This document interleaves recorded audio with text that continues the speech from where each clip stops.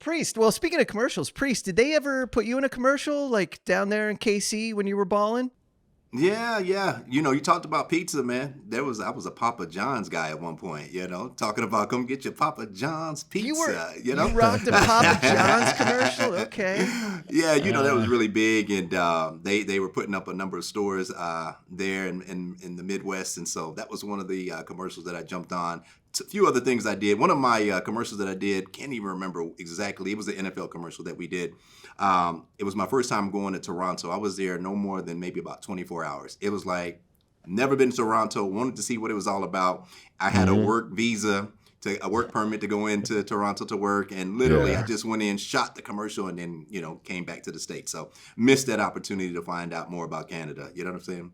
Canadian cities feel like an American city you made on a computer where it's like, this feels like America, but I know it's not. But it feels like America. And then you just see a French sign next to something in Hindi. And I'm like, well, that ain't America.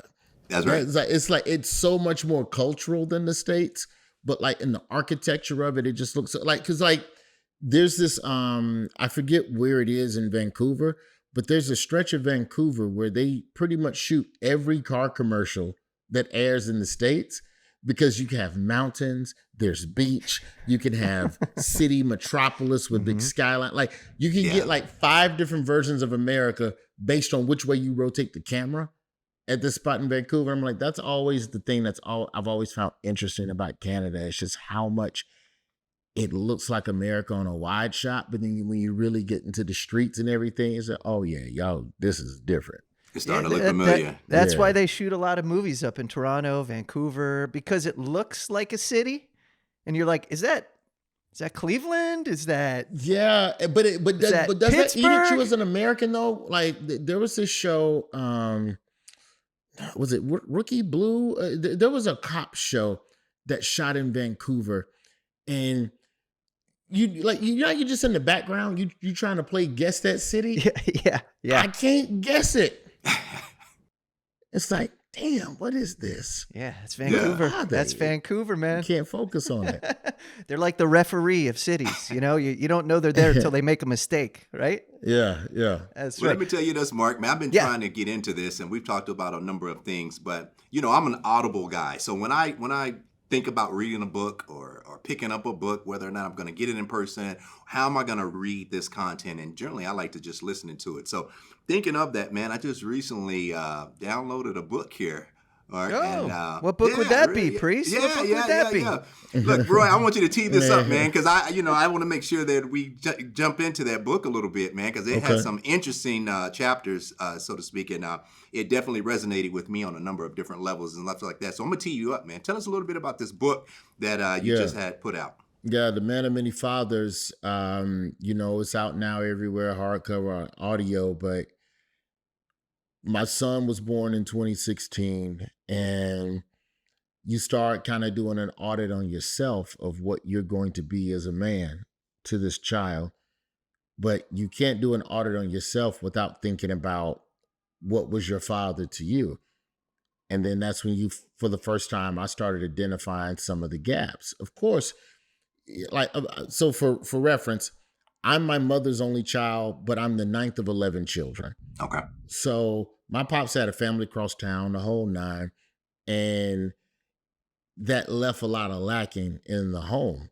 He was an esteemed journalist who covered so many Black issues all over the globe and has stood on the right side of so many issues fighting for Black Americans and using his voice journalistically to tell the story of our people.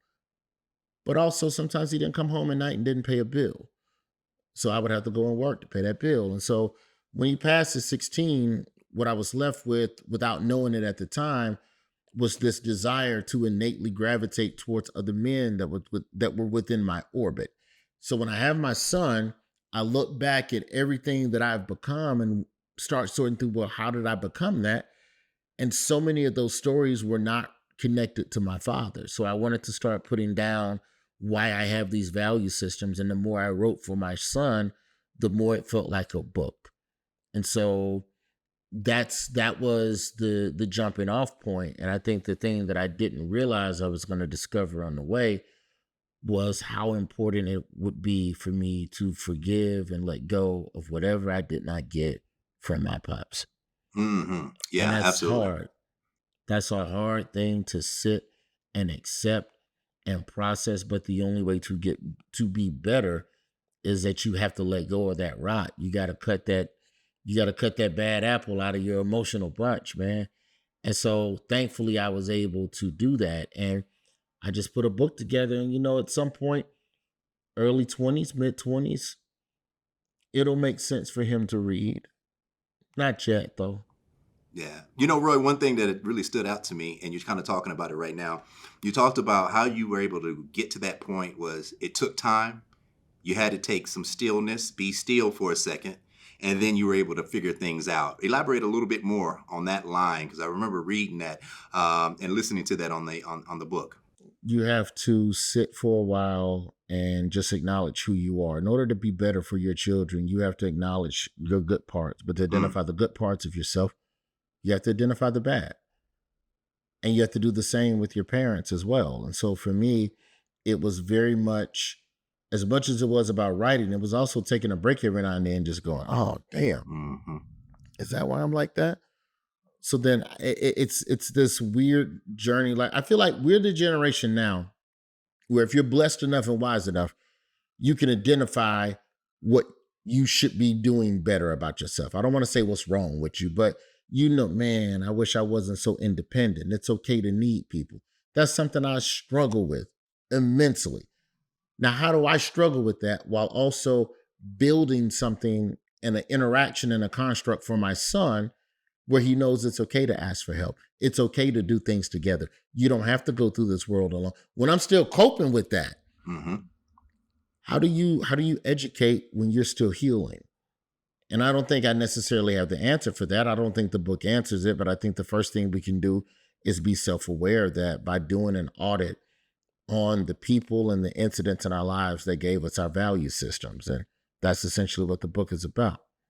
Yeah, you talked about doing the audit, doing a self-check. I think it's also holding that mirror up and looking at yourself and identifying some of those vices that those are the strongest things that can kind of detour you from, being the person that you want to be a lot of times. So I definitely enjoyed the book. And there was some interesting points too. There was this thing that you talked about, raking the yard. There was a lady that pulled up and actually gave you an opportunity. There are some great funny parts of this book, man. And it gets deep, but it's also, it's definitely some game in there as well, man. It's crazy. You started working at an early age too. Roy, before you answer that question, because Priest isn't going to have the gall to ask you this, all right? But Okay. Priest, whenever he walks in the room, the first thing he does is check the baseboards. So I'm going to ask you right now, in the room you're sitting right now, are those Yes. baseboards clean? Oh, you damn right they clean. I just had the floors done 3 weeks ago. There we go. Things sparkling with a fresh coat. And they be scuffed up because my son be throwing stuff at them and they're bashing cars up against. I sure. go, hey, man, go get the primer. Fresh coat, big dog. Breaking news from Bet365. New customers, Priest, $5. You just bet that and you can get $200 in bonus bets. Win or lose. So sign up, place a bet for $5 and get $200 in bonus bets. Win or lose. Bonus bets can be used on the spread, player props, futures, and so much more. Whatever the moment, it's never ordinary at Bet365. Gambling problem? Call or text 1-800-GAMBLER in Arizona, Colorado, Illinois, Indiana, Kansas, Kentucky, Louisiana, Maryland, North Carolina, New Jersey, Ohio, Pennsylvania, Tennessee, and Virginia. Or 1-800-BETS-OFF in Iowa. 21 plus only. 18 plus in Kentucky. Please gamble responsibly, and you must be present in Arizona, Colorado, Iowa, Illinois, Indiana, Kansas, and Kentucky, as well as Louisiana and select parishes. Maryland, North Carolina, New Jersey, Ohio, Pennsylvania, Tennessee, and Virginia. $10 minimum deposit required. Terms and conditions apply. In-app only.